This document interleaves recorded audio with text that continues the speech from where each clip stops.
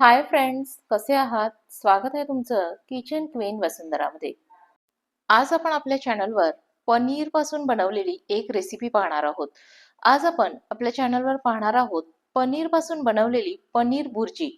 तर आपण अंडा भुर्जी ही नेहमीच बनवत असतो.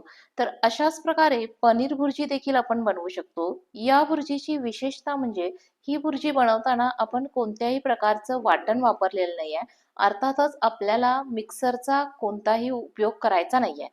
तर अशी ही धाबा स्टाईल अमृतसरी अप्रतिम चवीची पनीर भुर्जी कशी बनवायची हे जाणून घेण्यासाठी व्हिडिओ आहे तो शेवटपर्यंत पहा आणि चॅनलवर नवीन असाल तर चॅनलला सबस्क्राईब करा.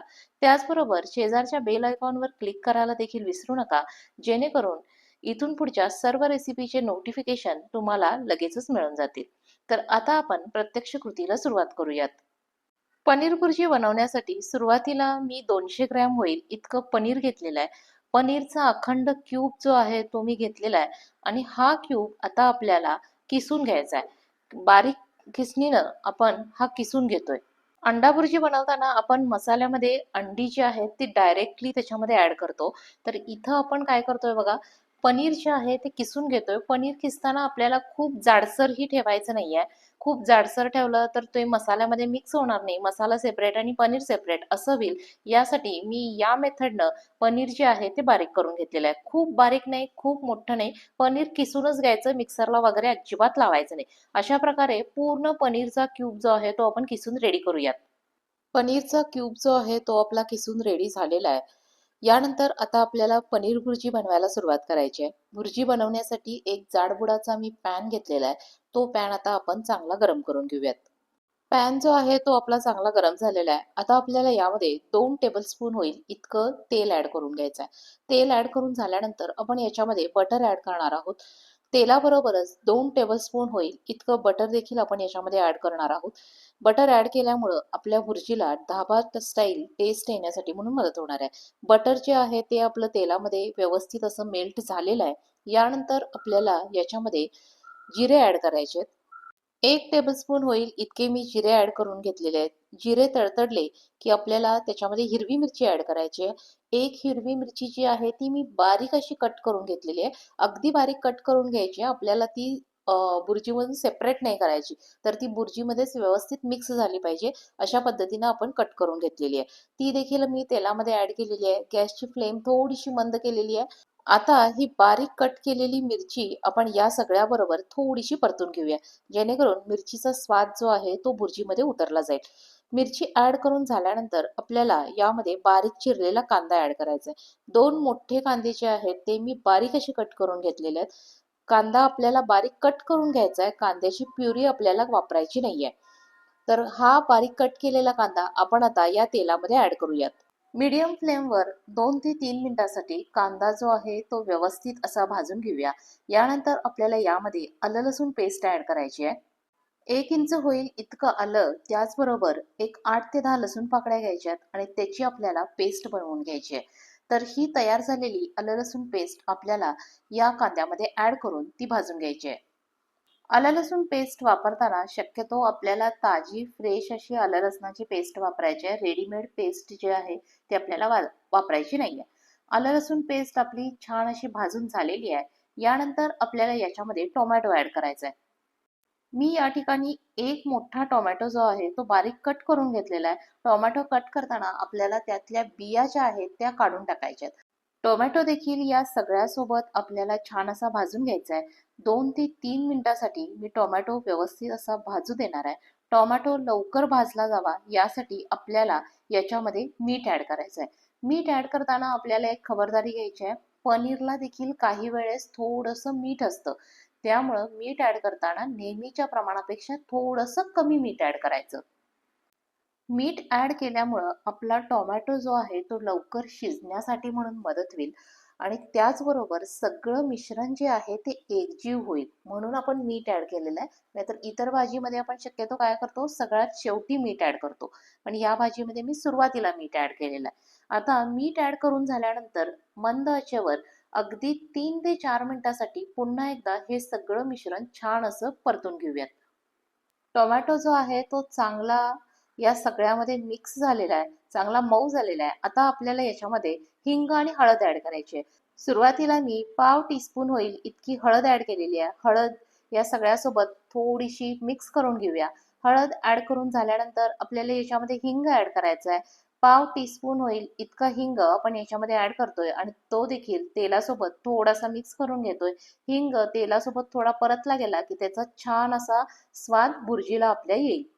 हळद आणि हिंग ऍड करून झाल्यानंतर आपल्याला यामध्ये धने जिरे पूड ऍड करायची आहे. 1 टीस्पून होईल इतकी धने जिरे पूड आपण याच्यामध्ये ऍड करतोय आणि ती देखील सगळ्यामध्ये व्यवस्थित अशी मिक्स करून घेतोय. आता आपल्याला यामध्ये किचन किंग मसाला ऍड करायचा आहे. 1 टीस्पून होईल इतका किचन किंग मसाला देखील आपण याच्यामध्ये ऍड करून घेऊयात. किचन किंग मसाला ऍड करून झाल्यानंतर आपल्याला यामध्ये पावभाजी मसाला ऍड करायचा आहे. 1 टीस्पून होईल इतका पावभाजी मसाला देखील आपण यामध्ये ऍड करून घेतोय. हे मसाले वापरल्यामुळं आपल्या बुर्जीची टेस्ट जी आहे ती थोडीशी डिफरंट येणार आहे.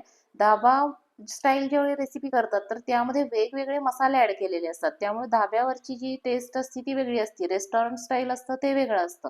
म्हणून मी इथं काय केलेलं आहे, आपली बुर्जी जी आहे ती पनीर बुर्जी असली तरी देखील आपण त्याच्यामध्ये मसाला कोणता ऍड केलेला आहे, पावभाजी मसाला ऍड केलेला आहे. मसाले तेलामध्ये व्यवस्थित असे परतून घेतलेले आहेत. मसाले ऍड करून झाल्यानंतर आपल्याला याच्यामध्ये लाल मिरची पावडर ऍड करायची आहे. कांदा लसूण मसाला वापरायचा नाही, लाल मिरची पावडरच ऍड करायची आहे. 2 टीस्पून होईल इतकी लाल मिरची पावडर मी याच्यामध्ये ऍड करणार आहे. आता ही मिरची पावडर देखील या सगळ्या मसाल्यासोबत मिक्स करून घेऊयात. तुम्ही पाहिलं असेल हे सगळं बनवत असतानाच मी एका बाजूला एका छोट्या भांड्यात पाणी देखील गरम करायला ठेवलं होतं. आता हा सगळा तयार मसाला करपू नये यासाठी आपण काय करतोय, त्याच्यामध्ये 1-2 टेबलस्पून होईल इतकं पाणी ऍड करतोय, जेणेकरून हे सगळं छान शिजलं जाईल आणि करपलं जाणार नाही. आता आपल्या भुर्जीला अगदी रेडिश कलर यावा यासाठी आपण याच्यामध्ये काश्मीरी लाल ऍड करणार आहोत. 1 टीस्पून होईल इतकी काश्मीरी लाल पावडर जी आहे ती आपण याच्यामध्ये ऍड केलेली आहे. धाबा स्टाईल बघा कलर सुद्धा काय असतो, अगदी फ्रेश असतो, त्यामुळे मी इथं काश्मीरी लाल पावडर जी आहे ती ऍड केलेली आहे आणि ती देखील सगळ्यासोबत छान अशी मिक्स करून घेतलेली आहे. परत एकदा काय करणार आहे बघा, गरम पाणी याच्यामध्ये ऍड करायचं आहे आणि त्याला चांगली अशी उकळी येऊ द्यायची आहे.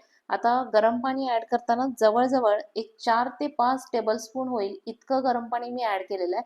अंडा भुर्जी बनवताना आपण खूप काही असं लिक्विड अशी बनवत नाही, तर ती कशी असते, थोडी ड्राय असते. ही भुर्जी जी आहे ती आपल्याला ड्रायच बनवायची आहे, पण पनीरला ऑलरेडी त्याचं स्वतःचं असं काही पाणी नसतं, त्यामुळे थोडंसं पाणी ऍड केलेलं आहे आणि ते आपल्याला थोडंसं शिजू देखील द्यायचं आहे, म्हणून आपण त्याच्यामध्ये पाणी ऍड केलेलं आहे. पाणी ऍड करताना गरम पाणीच वापरायचं. गरम पाणी वापरल्यामुळं त्याचा कलर जो आहे तो मेंटेन राहतो. आता आपण जे काही पनीर किसून घेतलं होतं ते सगळं पनीर याच्यामध्ये ऍड करूयात. पनीर ऍड करून झाल्यानंतर आपण सगळ्या मसाल्यासोबत ते व्यवस्थित असं मिक्स करून घ्यायचं आहे. हे सगळं करताना आपल्याला गॅसची फ्लेम जी आहे ती मंदच ठेवायची आहे. खूप मोठी फ्लेम ठेवली तर पनीर जी आहे ती आपली करपण्याची शक्यता असते, त्यामुळे मंद आचेवरच आपण हे सगळं करणार आहोत. आता पनीर व्यवस्थित मिक्स करून झालेलं आहे. यानंतर आपल्याला याच्यामध्ये 1 टीस्पून होईल इतकी कसुरी मेथी ऍड करायची आहे. कसुरी मेथी जी आहे ती बघा मी हातानं चुरून घेतलेली आहे. हातानं चुरून घेतल्यामुळं त्याचा स्वाद जो आहे तो आणखी वाढतो.